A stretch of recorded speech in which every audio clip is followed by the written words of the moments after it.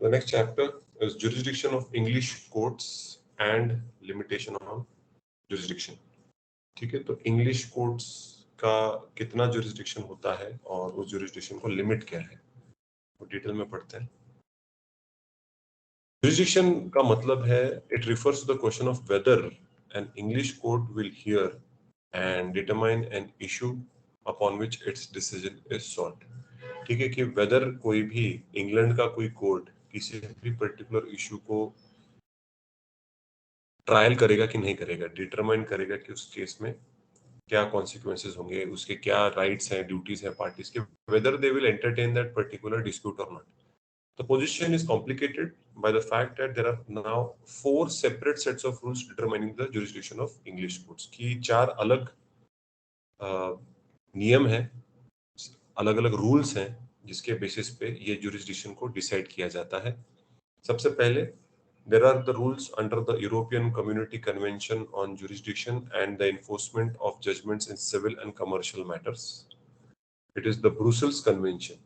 ठीक है, तो जो ब्रुसेल्स कन्वेंशन के अंतर्गत अगर इंग्लिश कोर्ट का उसके ऊपर किसी पर्टिकुलर मैटर में जुरिस्डिक्शन है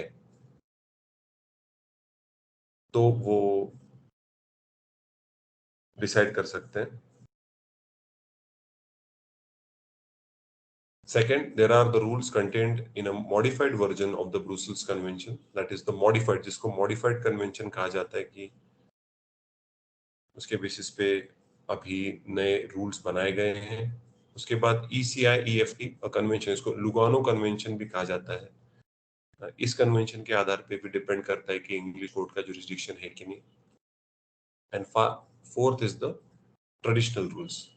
तो सबसे पहले ब्रुसेल कन्वेंशन के अंदर देखते हैं। In broad terms, the rules on jurisdiction contained in the Brussels Conventions apply where the matter is within the scope of the convention. मतलब सिविल और कमर्शियल मैटर अगर होंगे तो जी हाँ, इंग्लिश कोर्ट का उसके ऊपर जुरिस्डिक्शन होता है।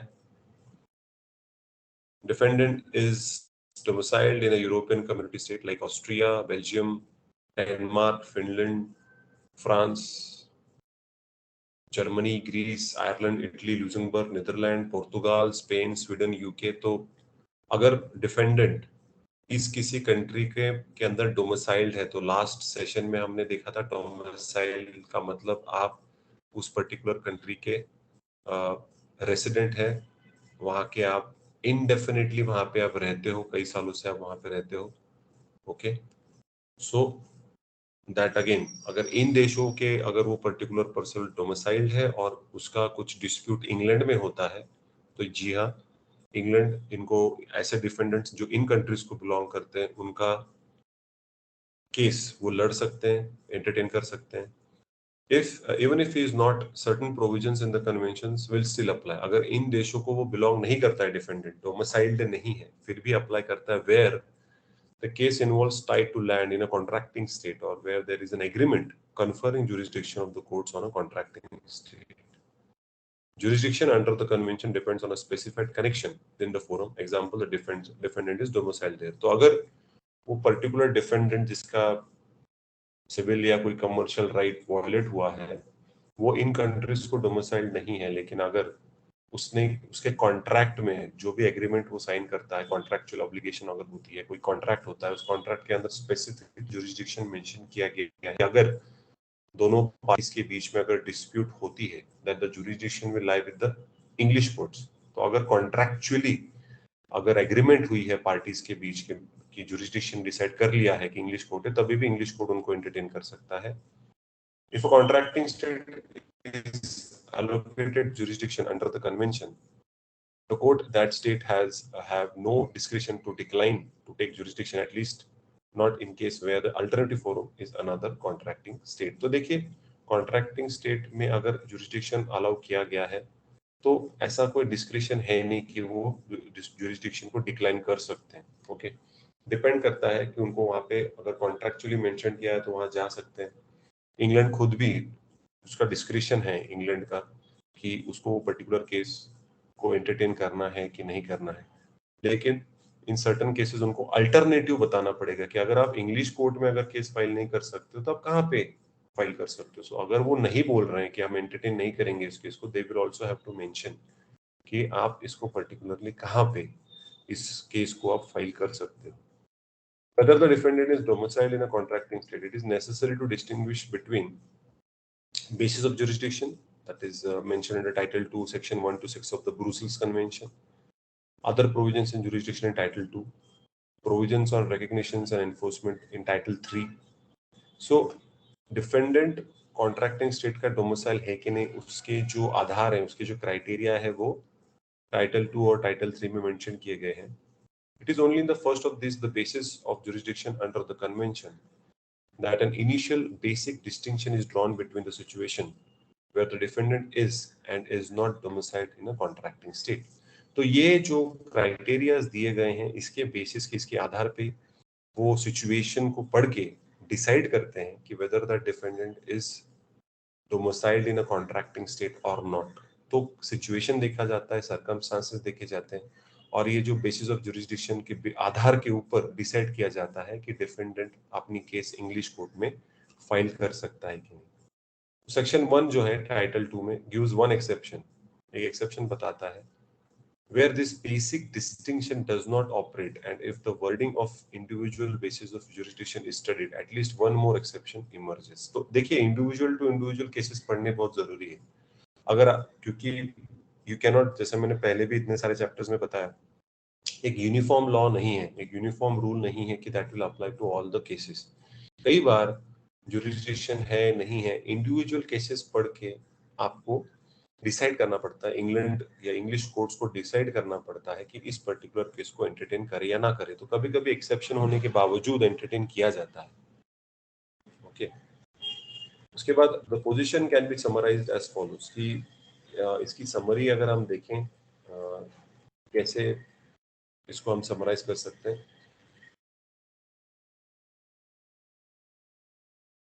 Now, where the defendant is domiciled in a contracting state, the basis of jurisdiction under the convention will apply not to the traditional rules of jurisdiction of the forum. ठीक है. तो यहाँ पे उन्होंने बताया कि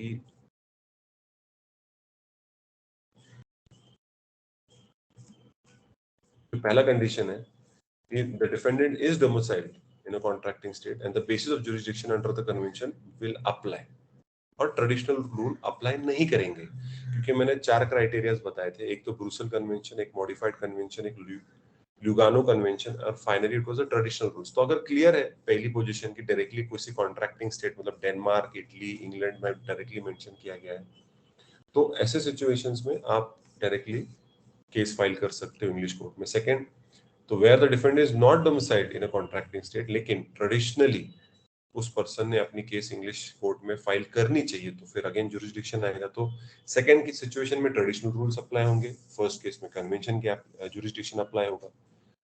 थर्ड में there are exceptions to the second condition, मतलब दैट इज ट्रेडिशनल रूल्स.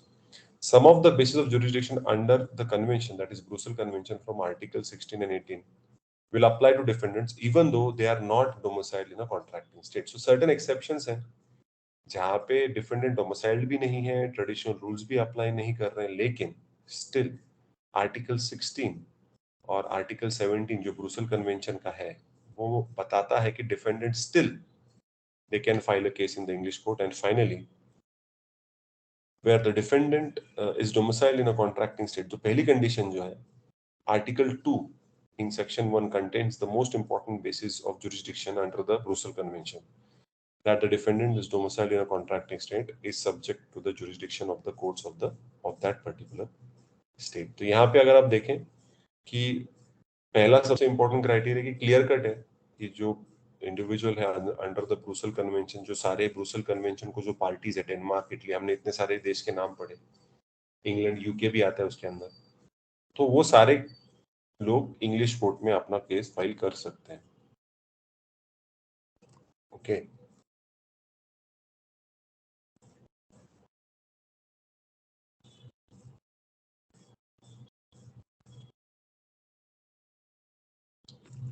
उसके बाद, if the defendant is to be sued in the courts of a contracting state other than that of his domicile, Article 3 provides that this can also only be done by virtue of the basis of jurisdiction set out in section 2 to 6. तो उन्होंने provisions अलग-अलग provisions mention कर रखे हैं कि अगर आप mention करते हो नहीं करते हो, नॉर्मली ऐसा होता है कि जहाँ पे आप डोमिसाइल्ड है वहां पे ही आप नॉर्मली केस फाइल करते हो, करेक्ट? बट अगर आपको अगर ये कंडीशन बताई गई कि अगर आप दूसरे किसी पर आप जहाँ पे आप डोमिसाइल्ड नहीं है, आप किसी दूसरे देश में भी अगर आप अपना केस फाइल कर सकते हो तो you can do that, you have been empowered to do that. उसके भी कंडीशंस मेंशन कर रखे हैं उन्होंने कि you have that particular right to apply the jurisdiction of another country even if you are not a domicile, which has been mentioned under section 226 of this particular Brussels Convention. This prevents national courts from using their traditional rules on jurisdiction, including their exorbitant rules against a defendant who is domiciled in a contracting state. तो कई बार जो traditional rules होते हैं उनको apply नहीं करने के लिए आप ये सेक्शन 226 अप्लाई कर सकते हो। यूके में it is specifically provided in article 3 that against such a defendant, jurisdiction can no longer be founded on presence of the defendant in the forum. Article 3 does not refer to the domicile of the claimant. देखिए जो claim कर रहा है उसके ऊपर depend नहीं करता. It follows that, for example, a Japanese domiciliary, although not domiciled in a contracting state, would have to use the basis of jurisdiction under the convention if he wished to sue in a contracting state a defendant who was so domiciled. अगर आप देखेंगे अगर कोई Japanese है जो किसी contracting state में domiciled नहीं है तो उसको ब्रूसल कन्वेंशन का इस्तेमाल करके वो इंग्लैंड में अपना केस फाइल कर सकता है। ओके, जहां पे जो जिसके खिलाफ वो केस फाइल कर रहा है वो पर्सन इंग्लिश कोर्ट में आता है। ओके, सो ऐसे अलग अलग कंडीशंस हैं कि आप क्लेमेंट जो है, क्लेम करने वाला जो है, उसके डोमिसाइल ज्यादा इंपॉर्टेंट नहीं है, जो डिफेंडेंट है उसका डोमिसाइल इंपॉर्टेंट है। ठीक है। Article 2 and 3 require courts to decide whether a defendant is domiciled in a contracting state. Section 41 of the 1982 Act contains a provision for determining when an individual is domiciled in the UK. He is so domiciled, क्या Section 41 क्या कहता है? If he is resident in UK and the nature and circumstances of his residence indicate that he has a substantial connection with the UK. तो domicile कब होता है? जब उसका एक substantial connection है UK के साथ, ठीक है, और वो कई सालों से वहां पे रहता है। ये कंडीशंस उन्होंने सेक्शन 41 जो उनका जो एक्ट है उसके अंदर क्लियरली स्पेसिफिकली मेंशन किया हुआ है। The latter requirement shall be presumed to be fulfilled unless the contrary is proved. If the individual has been resident in the UK or part thereof for the last 3 months or more, if the individual is not domiciled in the UK, it then has to be seen whether he is domiciled in another contracting state. अगर वो England में नहीं है तो फिर कौन से देश में है? ठीक है, हमने वो सारे अलग अलग देश जो भी ब्रुसेल कन्वेंशन को साइन किया है, जिन जिन देशों को, उनके ऊपर जो इंग्लैंड का कायदा है, इंग्लैंड के कोर्ट्स का जुरिस्डिक्शन आ जाता है as per the Brussels convention. ठीक है, तो अगर वो इंग्लैंड में डोमिसाइल नहीं है तो सेकंड जो कंडीशन है कि वो कहाँ पे डोमिसाइल्ड है, वो चीजों को देखा जाता है। Section 41 has no provisions for determining this. This is consistent with Article 52 of the Brussels Convention.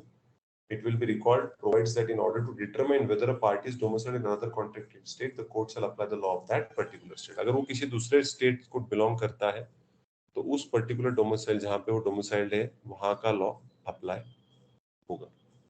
ठीक है।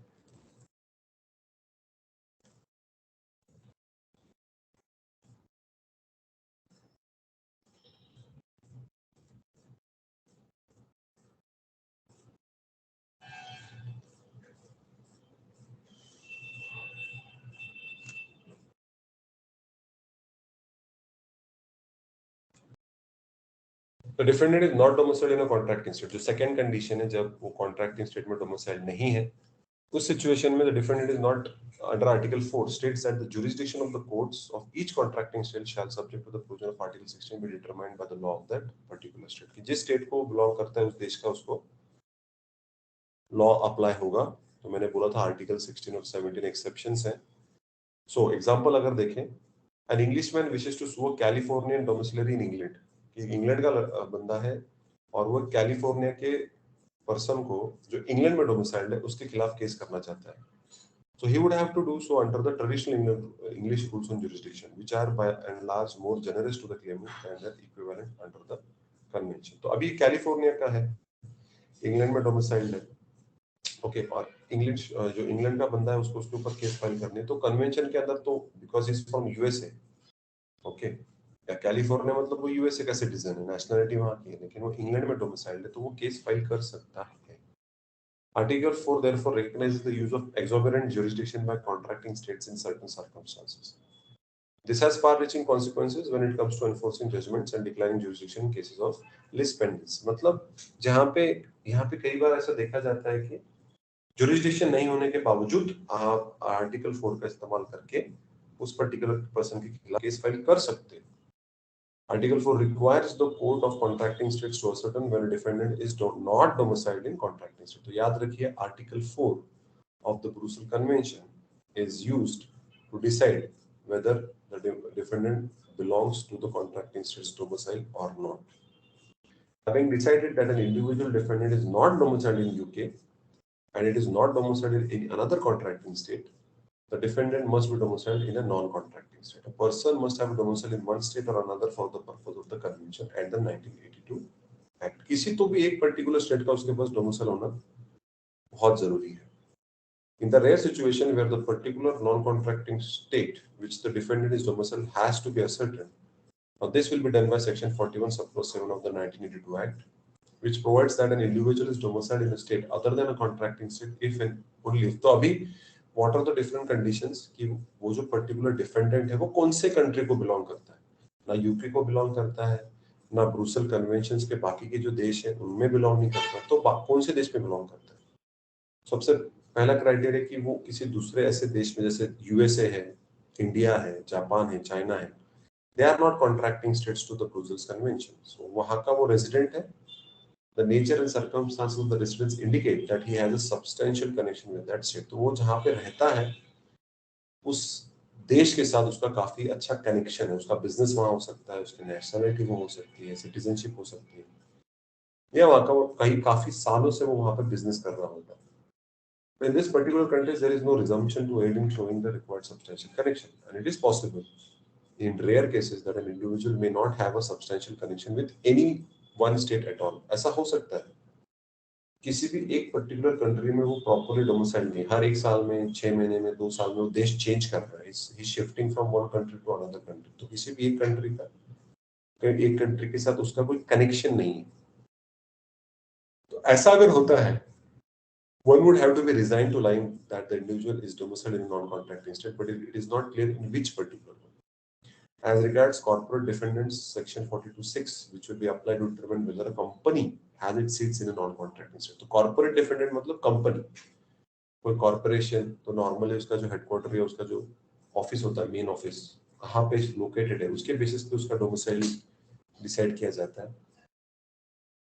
जैसे मैंने बोला, there are some exceptions. Article 4 mentions just one exception to the rule that national basis of jurisdiction apply where the defendant is not domiciled in a contracting state. तो अगर वो किसी एक पर्टिकुलर कंट्री में डोमिसाइल नहीं है, तो उसकी जो नेशनैलिटी है, कौन से देश का नेशनल है, कौन से देश का वो सिटीजन है, वो देश का जुरिस्डिक्शन अप्लाई होगा, उस देश के लॉज अप्लाई होंगे. So this gives exclusive jurisdiction in certain circumstances regardless of the defendant's domicile. अभी यहाँ पे डोमिसाइल फिक्स नहीं कर पा रहे क्योंकि हर 6 महीने में, हर एक साल के बाद देश चेंज कर रहा है, shifting from one country to another country. Okay, तो वहां पे फिक्स नहीं है. सो यहाँ आप देख सकते हैं कि सर्टेन सर्कमस्टांसेस जहाँ पे डिफेंडेंट का डोमिसाइल जहाँ फिक्स नहीं कर सकते, तो उसकी नेशनैलिटी हम फिक्स कर सकते हैं. Other possible exceptions are under 18 submission Article 12 and aggregate in matter related to insurance Article 15 agreement in a consumer contract. तो अलग अलग exceptions हैं. अभी जो ब्रुसेल कन्वेंशन को जो मॉडिफाई किया गया, तो civil jurisdiction and judgments act 1982 applied a modified version of the Brussels convention in cases where अभी ब्रुसेल्स को ही एक मॉडिफिकेशन किया हुआ है. The matter is within the scope of the convention and मतलब सिविल और कमर्शियल मैटर्स है, and the defendant is domiciled in UK or the proceedings are of a kind where jurisdiction is allocated regardless of domicile. jurisdiction decide की जा रही कि आपका कहाँ पे डोमिसाइल है, उसके रिगार्डलेस, वी डोंट केयर, आपकी नेशनलिटी डिपेंड करेगी। जहाँ पे cases involving title to land in part of the UK, तो अगर कोई इमूवेबल प्रॉपर्टी यूके में, तो आप कहाँ पे डोमिसाइल डज नॉट मैटर, क्योंकि जब इमूवेबल प्रॉपर्टी का बात करते हैं तो नॉर्मली जिस देश में वो इमूवेबल प्रॉपर्टी है उसी देश का कायदा अप्लाई होता है। The defendant must be domiciled in the UK or the proceedings must be of kind mentioned in Article 16 of the 1968 Convention। मतलब जहाँ पे कोई भी आपका डोमिसाइल अगर फिक्स नहीं तो आपकी नेशनलिटी देखी जाएगी। The modified convention is only concerned in Brussels Convention cases with proceedings where jurisdiction is allocated to the UK under Article 2, that is, a defendant is domiciled in a contracting state, or under Article 16, exclusive jurisdiction regardless of domicile। वो कहाँ का domicile है, we don't care, क्योंकि fix नहीं कर पा रहे हो और वहां उस डिफेंडेंट के ऊपर केस फाइल हो गए तो फिर भी वो उस पर्टिकुलर केस को एंटरटेन कर सकते हैं। With both of these articles, the conventions confers international jurisdiction on UK and not local jurisdiction. Where the convention assigns jurisdiction to the courts in the UK under other articles, it is necessary to regard it as allocating jurisdiction to the courts in a part of the UK. In general, there are no problem with where Article 5 applies, as this is designed to give local jurisdiction.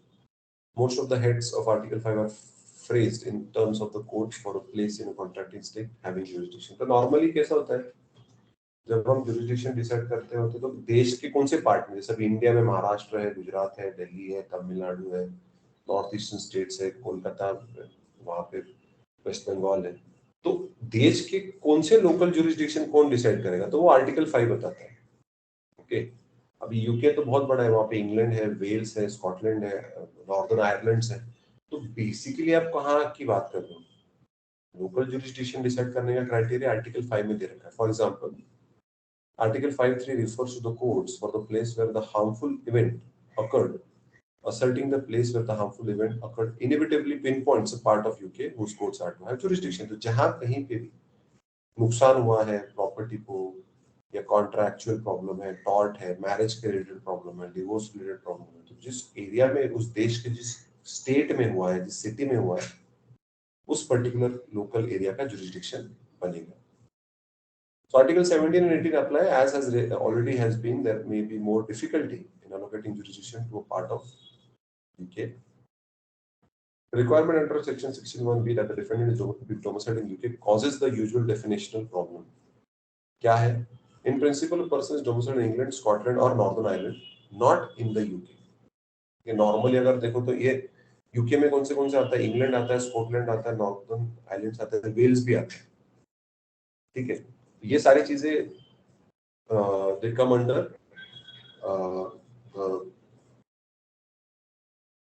Modified version का definition के अंदर, ठीक है। लेकिन कई बार jurisdiction decide करने में प्रॉब्लम होती है। Section 41 subclause 2 of the 1982 Act solves this difficulty by defining for the purpose of the Act where an individual is domiciled in UK. This only so if is resident in the UK and the nature and circumstances of residence indicate that he has a substantial connection with UK. Showing this substantial connection is made easier by the introduction of the presumption under Section 41(6), where an individual is a resident of UK or in a particular part and that particular part के साथ उसका substantial connection। तो substantial connection मतलब क्या है? वहाँ पे वो permanently रहता है, वहाँ पे उसका business है, वहाँ पे उसकी property है, वहाँ पे उसने शादी की है, वहाँ पे उसकी family settled है। तो these are different criteria जिसके basis पे substantial connection देखा जाता है। और वो इस क्राइटेरिया में लिखा है 3 महीने से ज्यादा अगर उस एरिया में अगर वो रहता है तो ही है सब्सटेंशियल कनेक्शन। ये 3 महीना कंटिन्यू कम से कम, तो आप बोल सकते हो कि उस पर्टिकुलर एरिया को वो रेजिडेंट है। विद कॉर्पोरेशंस, मतलब जहाँ पे कॉर्पोरेट की बात आती है तब if that corporation is registered, उसका जो ऑफिस है वो यूके में है या उसकी सेंट्रल मैनेजमेंट कंट्रोल यूके से एक्सरसाइज की जाती है, ठीक है। अभी जो तीसरा जो कन्वेंशन है, ब्रुसेल कन्वेंशन, मॉडिफाइड कन्वेंशन, फिर Lugano convention. So the rules on jurisdiction contained in the Lugano Convention are applied in UK and in other European community states where the matter is within the scope of the convention, civil and commercial matters. The defendant is domiciled in the EFTA state, that is Iceland, Norway और Switzerland. ठीक है, तो ये जो 3 state हैं, Iceland, Norway और Switzerland, यहाँ पे डिफेंडेंट है तो वो इंग्लिश कोर्ट्स उनकी प्रॉब्लम्स एंटरटेन कर सकता है। Even if he is not, certain provision of the convention will still apply where the cases involving title to the land in all the states or where there is an agreement conferring jurisdiction on the courts of this particular states.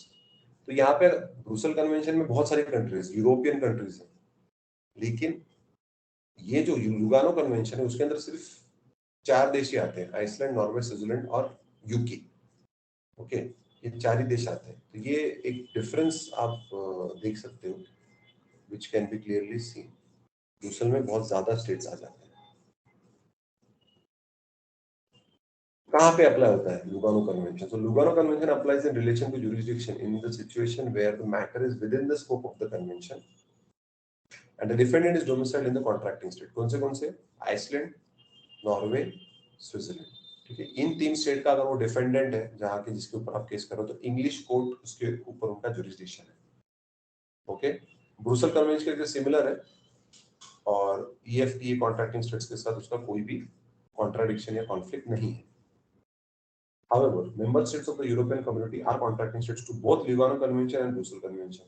So there are certain countries जिन्होंने दोनों convention sign किए हैं, Brussels भी और Lugano भी। So given that there are differences between the two conventions, member states of the European Community need to know which convention to apply. तो कौन सा convention apply होगा? लुगानो apply होगा या ब्रुसेल convention apply होगा जब एक particular country दोनों convention को sign करती है। तो आर्टिकल 54B जो है लुगानो कन्वेंशन का, वो इसके साथ डील करता है। और इस आर्टिकल का ये कहना है, as far as the European community contracting states are concerned, is that if a defendant is domiciled in a European Community contracting state, the Brussels Convention will still apply in matters of jurisdiction. However, अगर defendant ETF that is Switzerland or Norway or Ireland में अगर domiciled है, वहाँ पे Lugano Convention will apply. The latter convention will also apply if Article 16 or 17 confer jurisdiction on the courts. Okay. The provision in the Lugano Convention on les pendis and related actions will apply if there are concurrent proceedings. देखा जाएगा तो Lugano convention को ज्यादा preference दिया गया है। Okay, अगर दोनों कंकरेंट है, मतलब यूरोपियन कॉन्ट्रैक्टिंग का स्टेट्स और ये EFTA स्टेट्स दोनों का जब कंकरेंट होता है तो उसके ऊपर लुगानो कन्वेंशन भारी पड़ जाएगा। इंडियन लॉ की बात करें, इंडिया के साथ क्या रिलेशन है? Rules relating to jurisdiction and action inter parties are laid down in section 1920 of the CPC Civil Procedure Code. Section 19 क्या कहता है? It is confined to suits for compensation for wrongs to persons or movables. That section reads as suits for compensation for wrongs to person or movable, where a suit is for compensation for wrong done to the person or to the movable property.